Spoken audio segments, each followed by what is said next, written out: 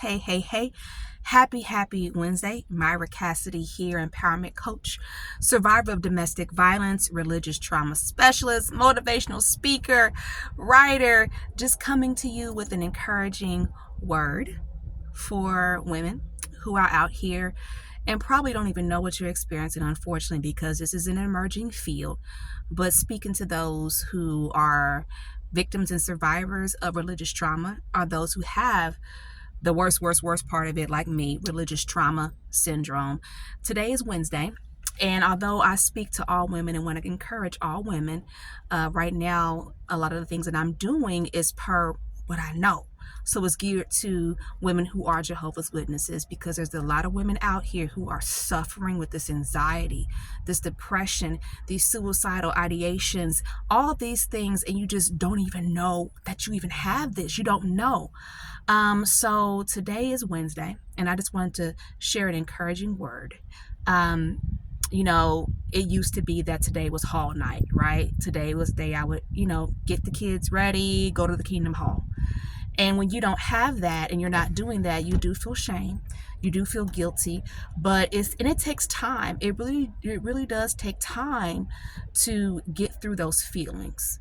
Remember that I'm not a therapist. I'm a coach, and my goal is to coach, women through this experiences, because I've had quite a few experiences and I see the need for it.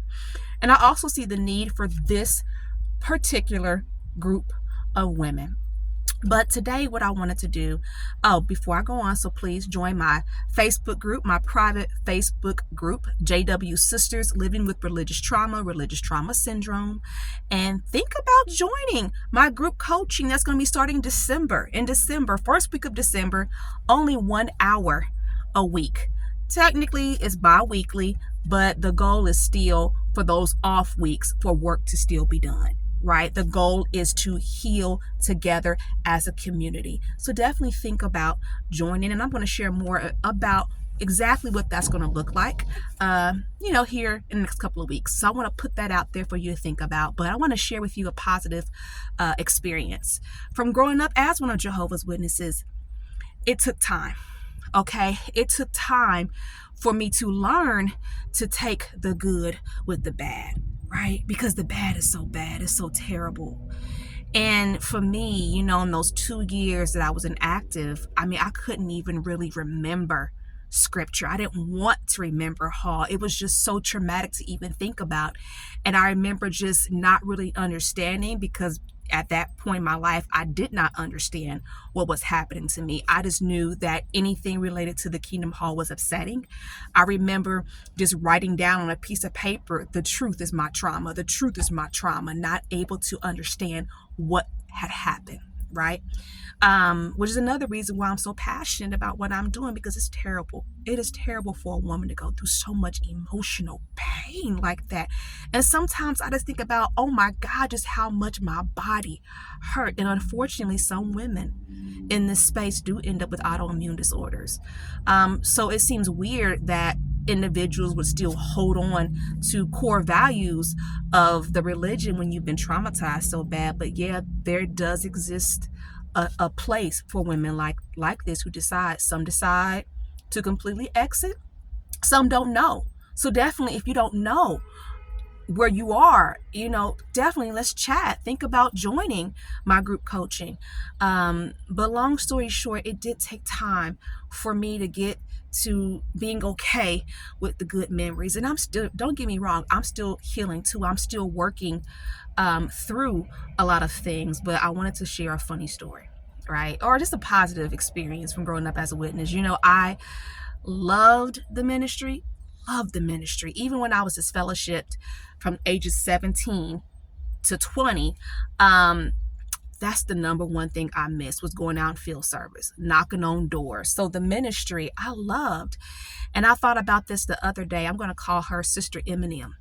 So I remember just being a kid, right? The very first time I went out with Sister Eminem, I had to be like about 4 or 5 or 6. I just remember being very, very small and being out in field service, probably a Saturday. Like when we were that little, it was definitely a Saturday, right? Saturday morning with my parents, me, my mom, my dad, and my younger brother all trying to do the ministry together as a family. And she noticed that my parents were just having a difficult time with 2 young children, of course, at the door, right? Because, attention span is small. We trying to touch stuff and whatever, we ain't gonna stay still, whatever. And she said, Myra, come on with me. I'm gonna take Myra with me. And I didn't want to go. But don't you know, I went on with Sister Eminem and I had the best time. And after that, Sister Eminem was cool with me. So when I got to be like in middle school and things like that, I would go out and street work with her. So this was the great memory that I have of me and Sister Eminem. This is what we would do. She would get me up. Well, hey, if you wanted to go with Sister Eminem for street work, you got to get up, right? So you got to get up because we had to go and be at the 7 to 11 at 7 o'clock when they open, because we got to hand out these tracts to people, okay? So if you want to go with Sister Eminem, you got to get up. You got to get up because we got to be there. And I remember one time we was there so early that the manager hadn't even unlocked the door yet. Like, he came with his keys unlocking. Good morning. Good morning. So back then, the way it was, of course, is when you did street work like that specifically, you did not give a tract to people when they went in. You only gave it to them when they came out, right? Because you have to respect the establishment. So long story short, when I first started going out and doing that street work with Sister Eminem at the 7 to 11, I just wasn't good at it, right? Because especially when you get into like those middle school years, you're not so cute no more, right? So you start to experience a little bit of rejection, right? No, I'm not interested. No, we ain't home. But you sitting up here watching TV telling me you ain't home. No, okay. But long story short, the experiences you have out in the door to door. But when I went out with Sister Eminem, we would do street work at the 7 to 11, right? And I remember when I first started doing it with her, I would get so upset because I would say, can I give you something to read? No. Can I give you something to read? No. Can I give you something to read? No. Eventually, Sister Eminem, she said, Myra, you keep telling people, can I give you something to read? Try this. Say, let me give you something to read, and you put it out. Let me give you something to read, and you put it out. So I said, okay. All right. Next couple of people came out, and I just kind of didn't do it right. Didn't say nothing, didn't do it right. Eventually, I got the courage. I said, let me give you something to read. And somebody took it. Hey, let me give you something to read. Another person took it. Hey, let me give you something to read. All right. Let me give you something to read. Hey, let me give you something to read. I got good at that. And actually those skills took me, on into my adulthood. Something so simple was a big part of my ministry as I got to be an adult. And as, I had children and the things that I would teach my children. So as far as being a witness, every form of ministry I was good at, not to like sound conceited, but like business territory, telephone territory, letter writing was probably my weakest standpoint because I didn't do it enough.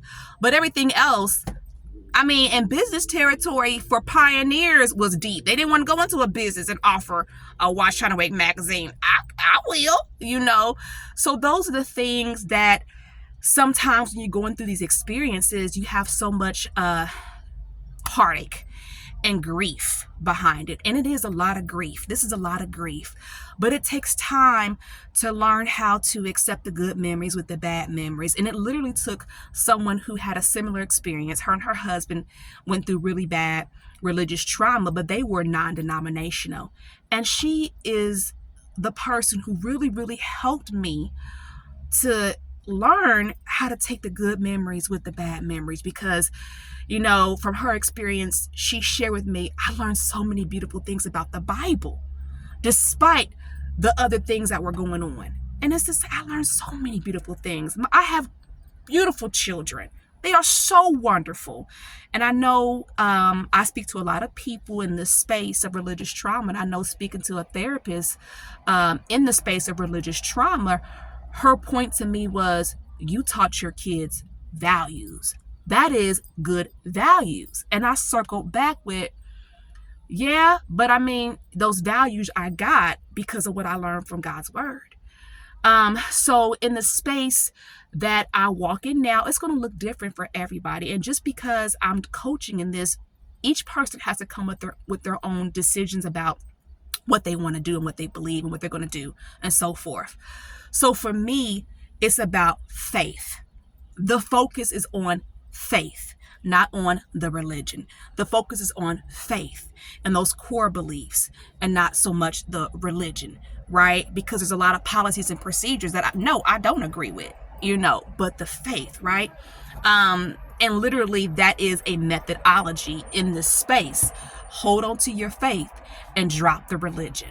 And that sounds like scary for people, but you got to think about what it means and what we're saying and where you fit on that spectrum, right? So those are more things that we'll talk about. So hope that you're joining me in my group coaching, and it's going to be beautiful. It's going to be beautiful. I'll share more about that, but just give yourself grace, right? Maybe Tuesday was the day at the Kingdom Hall. Maybe you just not tripping at all. You just go through different things as you walk this walk, and different feelings and different emotions. But just know that no matter where you are, never forget, no matter how far you get in your healing, sometimes you may have those moments where you may just break down and cry. And it's okay. It's normal. This is heart-wrenching. This is grief. Just, I would say, grace. Giving yourself a lot of grace and just understanding it takes time. It takes time. Well, I hope I, shared some encouraging information. Definitely reach out to me. You can text me at 317-620-1592 or even email me at mira@miracassidy.com if you have any questions. All right. Talk to you soon.